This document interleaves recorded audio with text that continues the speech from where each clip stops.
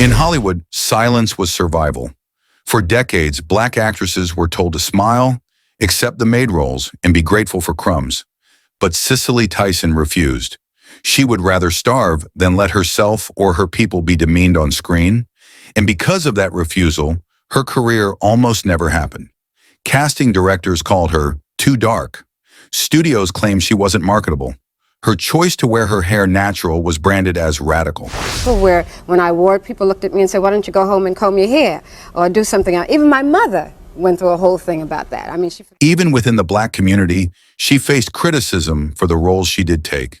Stories rooted in pain, resilience, and history.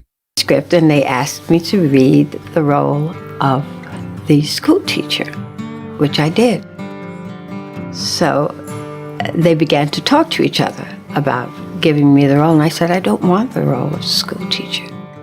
And while her art was celebrated, her personal life was torn apart by one of the most volatile love affairs in black celebrity history: her marriage to jazz legend Miles Davis.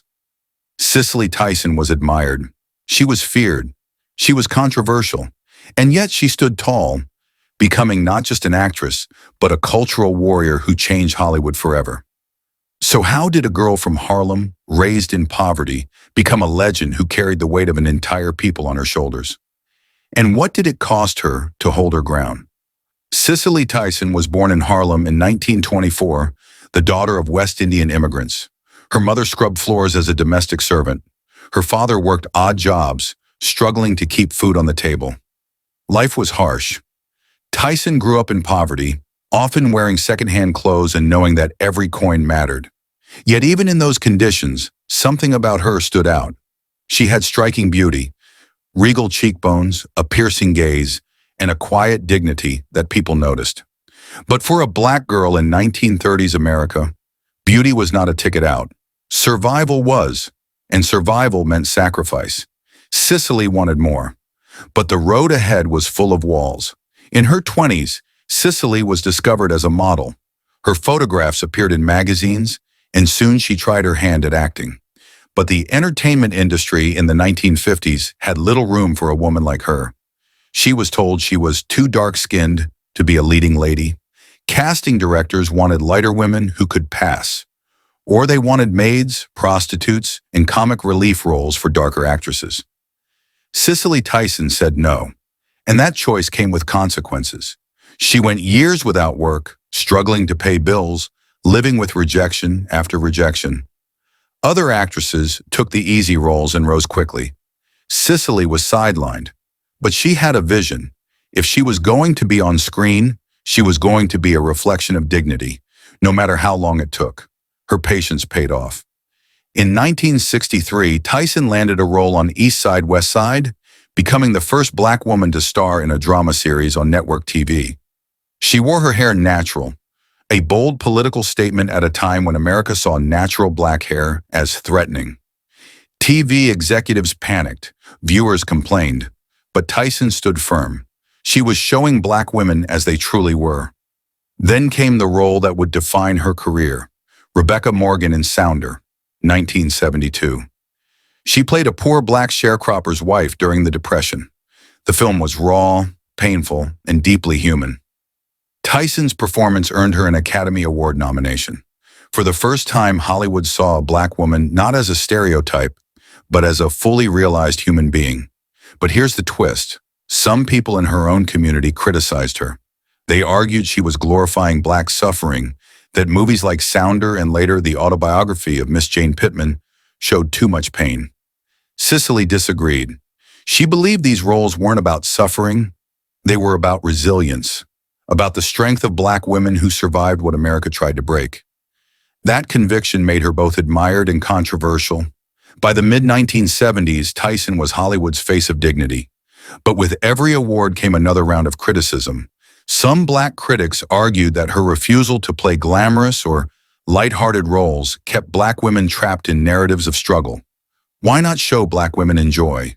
Tyson's response was sharp. I will not demean my people in the name of entertainment. To her, showing dignity and suffering was more powerful than showing glamour.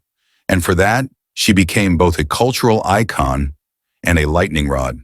If Cicely Tyson was fierce on screen, her personal life was fragile. Her most famous relationship was with jazz legend Miles Davis. To the world, it looked like black royalty, one of the greatest actresses of her generation, married to one of the greatest musicians of all time. But behind closed doors, their marriage was toxic. Miles was battling drug addiction. He was unfaithful. He was volatile. Tyson stood by him, believing she could help him heal. But instead, she was dragged into a storm. She later admitted that her love for Miles nearly broke her spirit.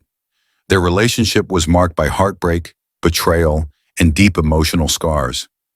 Even as she was winning Emmys and redefining black womanhood on screen, her private life was a battlefield.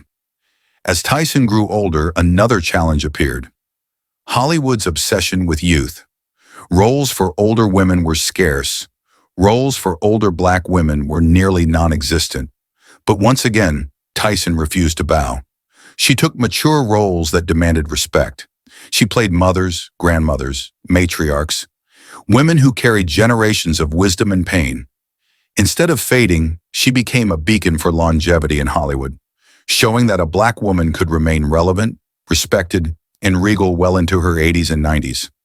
Cicely Tyson's career spanned more than 6 decades. She won Emmys, a Tony, and an honorary Academy Award. In 2016, she received the Presidential Medal of Freedom from President Barack Obama. She lived long enough to see the walls she fought against begin to crumble. Today, actresses like Viola Davis, Angela Bassett, and Regina King openly credit Tyson as the one who made their careers possible.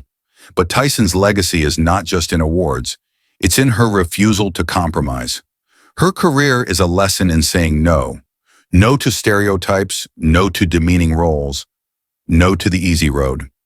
She once said, "I used to feel so guilty about not taking roles just to make money, but I would rather not work at all than play a character that diminishes us." Cicely Tyson faced poverty. She faced racism. She faced rejection, criticism, and heartbreak. But through it all, she never lowered her head. She was the actress Hollywood couldn't control, the woman who chose dignity over money, the lover who survived heartbreak, the warrior who lived to 96, leaving behind a legacy that no controversy, no criticism, and no system could erase. Cicely Tyson wasn't just a star. She was a force, a reminder that sometimes the greatest act of resistance is to simply stand tall and refuse to bow.